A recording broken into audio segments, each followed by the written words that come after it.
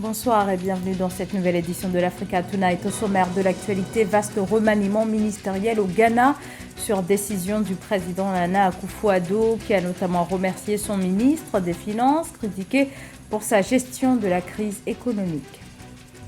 Malgré des avancées, de nombreux enfants servent encore dans les rangs de groupes armés au Soudan du Sud.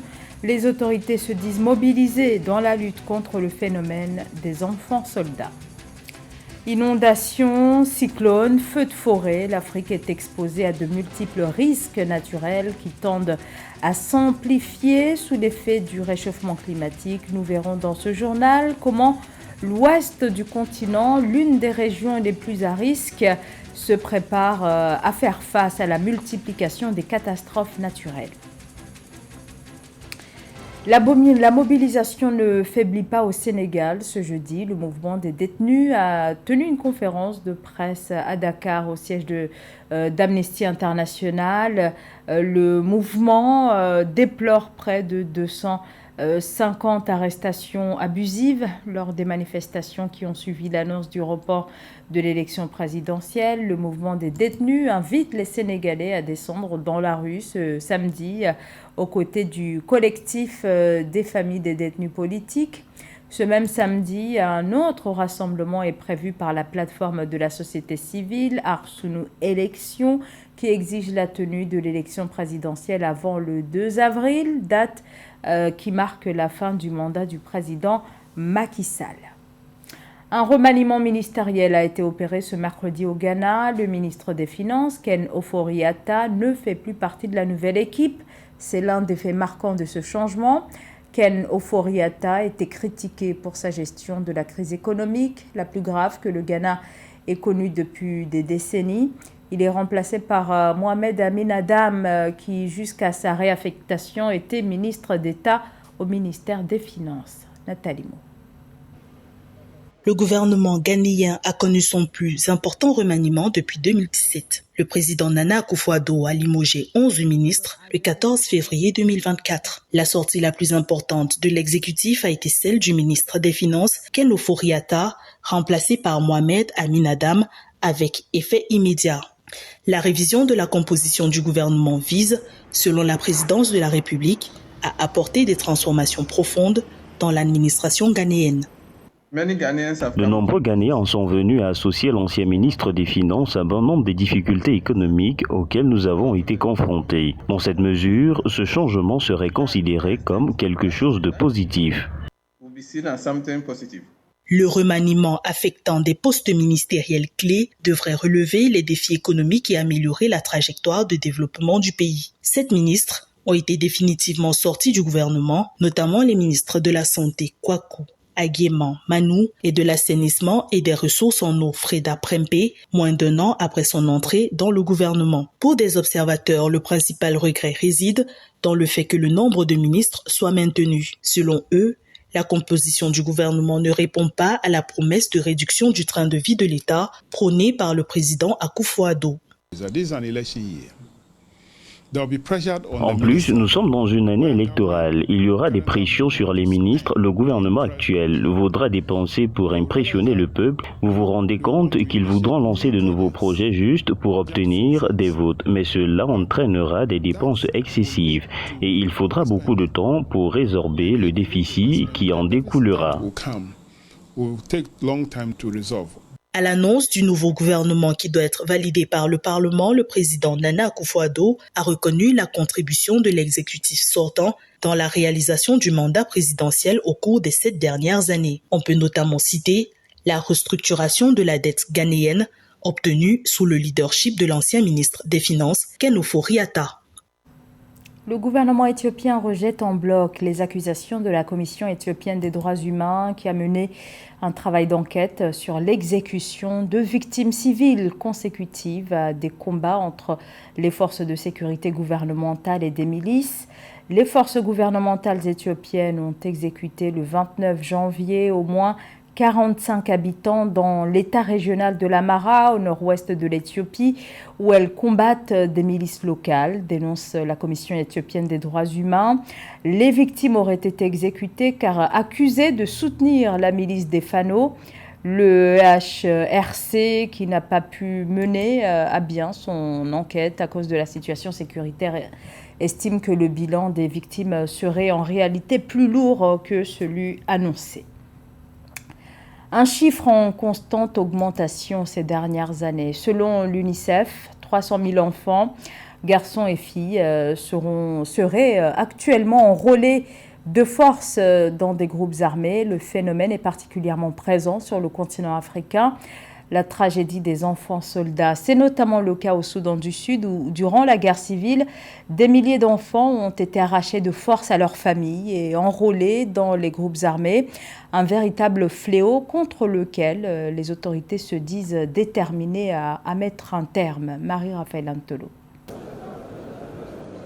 Les forces de défense du peuple du Soudan du Sud ont réitéré le 12 février 2024 leur engagement à mettre fin au recrutement d'enfants dans l'armée. Selon le directeur de la protection de l'enfance au sein de la SSPDF, l'utilisation d'enfants dans le conflit armé est une grave violation aux droits de l'homme, raison pour laquelle le pays multiplie les initiatives pour éradiquer le phénomène. Dans cette guerre où les enfants paient le plus lourd tribut, essayez de reconnaître que toutes les parties engagées dans ce conflit doivent savoir raison garder parce que utiliser des enfants comme des chairs à canon, utiliser des enfants comme des combattants, travailler même dans le sens propre du terme est une aberration. Au Soudan du Sud, plus de 4000 enfants associés au conflit armé ont été libérés de diverses factions armées entre 2013 et 2022. Les enfants libérés appartenaient principalement à l'ancienne faction Cobra du Grand Pibor et au mouvement de libération nationale du Soudan du Sud dans le Western Equatoria State selon la commission de désarmement, de démobilisation et de réintégration. Il faut permettre aux enfants d'avoir une éducation, d'avoir une croissance, d'avoir accès à des services de santé qui les permettent de construire un avenir afin de bâtir une nation forte. Le gouvernement sud-soudanais a signé le 13 mars 2023 avec les Nations Unies un plan d'action pour mettre fin et empêcher le recrutement et l'utilisation d'enfants soldats au sein de l'armée. Le gouvernement a également signé en février 2020 le plan d'action global pour mettre fin aux 6 violations graves contre les enfants dans les conflits armés. Il s'agit entre autres des massacres, des mutilations, des enlèvements, des violences sexuelles, des recrutements dans des groupes armés et des frappes visant les écoles, selon l'UNICEF. Le Maroc franchit une étape dans son activité portuaire. Au cours de l'année 2023, l'activité a dépassé pour la première fois la barre des 200 millions de tonnes de trafic, soit une augmentation de plus de 7% par rapport à l'année précédente. Les explications de Catherine Gombe. Le Maroc vient d'inscrire un nouveau record dans son activité portuaire en dépassant pour la première fois le seuil des 200 millions de tonnes de trafic. En effet, selon des données fournies par le ministère de l'Équipement et de l'Eau, le volume total de trafic portuaire a atteint en 2023 les 209,4 millions de tonnes, marquant une augmentation de 7,4% par rapport à l'année précédente, soit 2022, où le trafic s'élevait à 195 000 tonnes. Une situation que certains experts attribuent au climat économique mondial. Le système portuaire marocain, tel qu'il est actuellement organisé, il reflète une situation qui est nationale ou internationale. Donc c'est le climat international. Ce ne sont pas les ports qui ont plus traité ou moins traité. Il faut bien comprendre que le système portuaire marocain est un thermomètre. Donc on ne va pas expliquer pourquoi le thermomètre indique telle ou telle température. On peut le faire, mais ce n'est pas lié au système en lui-même, c'est lié à l'environnement national et international. Cette progression est la somme d'une augmentation dans plusieurs secteurs, notamment le transbordement qui a vu son volume croître de 14% pour atteindre 96,7 millions de tonnes, soulignant l'importance du royaume chérifien comme hub logistique dans le bassin méditerranéen. Par ailleurs, le trafic domestique également a connu une légère hausse de 2,3%, totalisant 112,7 millions de tonnes. Les importations et les exportations ont respectivement augmenté de 1,9% et de 3,5%. La répartition du trafic portuaire global en 2023 tient également compte du trafic maritime dans les ports marocains qui a connu une croissance importante en 2023 avec l'accueil de plus de 27 900 navires de commerce, soit une hausse de 16% par rapport à 2022. Le système portuaire est un système qui est maîtrisé et équilibré. C'est-à-dire qu'il est inclusif, il participe, il est intégré dans le système économique, dans le tissu industriel, et c'est ce qui fait sa réussite. Selon l'Institut royal des études stratégiques, cette hausse est surtout le résultat des efforts du gouvernement et du centre de surveillance du trafic maritime de Tanger en matière de surveillance des menaces des espaces maritimes, notamment la piraterie et l'immigration clandestine. L'Afrique n'est responsable que de moins de 4% des émissions mondiales de CO2, mais très affectée par le changement climatique. En Afrique, les catastrophes naturelles se multiplient.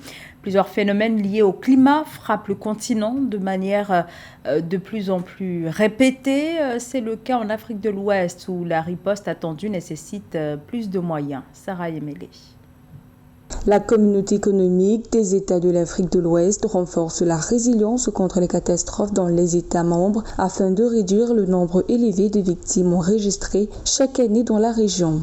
Les catastrophes constituent une menace pour les efforts déployés par la région pour atteindre des initiatives mondiales et continentales cruciales, notamment les objectifs de développement durable de 2030. Plus de 900 millions de personnes devraient être touchées par des catastrophes d'ici 2050 dans la région. Il est impératif que la région tire parti de son riche capital naturel et humain pour réaliser des investissements intelligents afin de répondre à des aspirations futures. Le directeur général de l'Agence nationale de gestion des urgences, Mustapha Ahmed, l'a fait savoir lors d'un atelier de consultation pour les parties prenantes de la région le 13 février 2024 à Abuja. Malgré les efforts de la CEDEAO dans la mise en place d'initiatives telles que le cadre de Sendai pour la réduction des risques de catastrophes 2015-2030, l'agenda africain 2060, y compris le programme d'action de l'Union africaine et le traité de la zone de libre-échange continentale africaine, l'agriculture de subsistance, les cultures itinérantes et le pastoralisme basé sur les mouvements saisonniers transfrontaliers du bétail du passé sont devenus insoutenables face à la croissance exponentielle de la population prise et à la diminution des ressources foncières.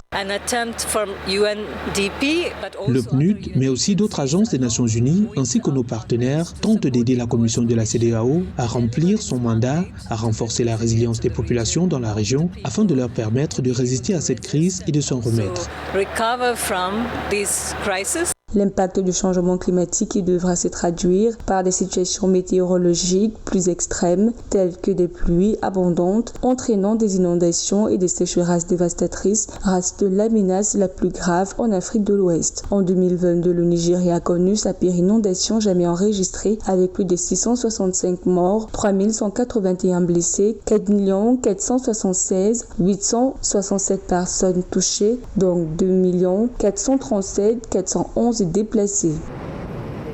La FIFA a dévoilé ce jeudi le premier classement de l'année 2024. Aucun changement concernant le top 10. Cependant, la Coupe d'Afrique des Nations a permis à certains pays de remonter dans le classement mondial, comme la Côte d'Ivoire, vainqueur de la CAN 2023. Le pays a gagné 10 rangs et se classe désormais 39e. Quant au Nigeria, la progression est encore plus incroyable. La nation passe de la 42e à la 28e place.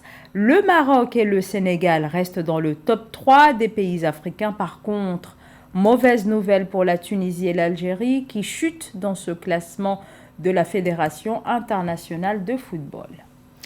Un complexe sportif a été inauguré à Accra cette semaine, un grand centre qui se veut ultra moderne et à la pointe de ce qui se fait de mieux. Ce centre comprend entre autres des piscines olympiques ainsi que des salles pouvant accueillir diverses compétitions sportives. L'inauguration de cette infrastructure intervient quelques jours avant le coup d'envoi au Ghana des Jeux africains. Nathalie Mo. À 25 jours de l'ouverture des Jeux africains 2023 au Ghana, le président Nana Akufo-Addo a inauguré le complexe sportif Borteyman dans la capitale Accra. Présentée comme un centre d'excellence sportive, cette infrastructure compte 2 piscines olympiques de 10 couloirs chacune, dont une réservée exclusivement aux entraînements. Le complexe sportif Borteyman, d'une capacité de 1000 places, est également équipé pour accueillir des matchs de basketball, badminton, netball, tennis de table et haltérophilie.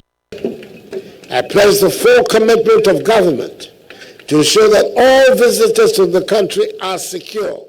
Je vous assure du plein engagement du gouvernement à veiller à ce que tous les visiteurs du pays soient en sécurité, bénéficient de la meilleure hospitalité que le Ghana puisse offrir et vivent les plus grands Jeux africains.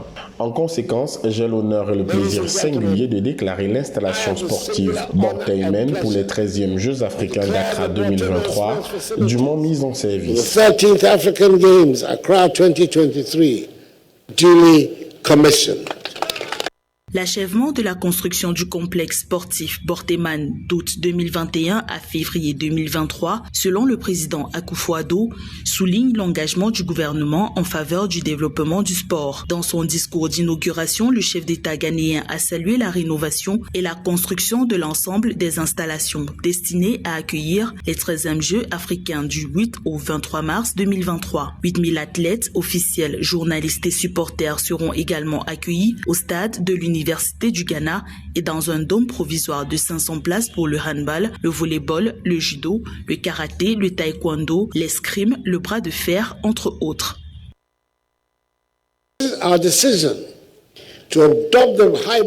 Notre décision d'adopter une méthode hybride s'est avérée judicieuse puisque les installations de l'Université du Ghana et ici à Borteyman sont prêtes pour accueillir la 13e édition des Jeux africains.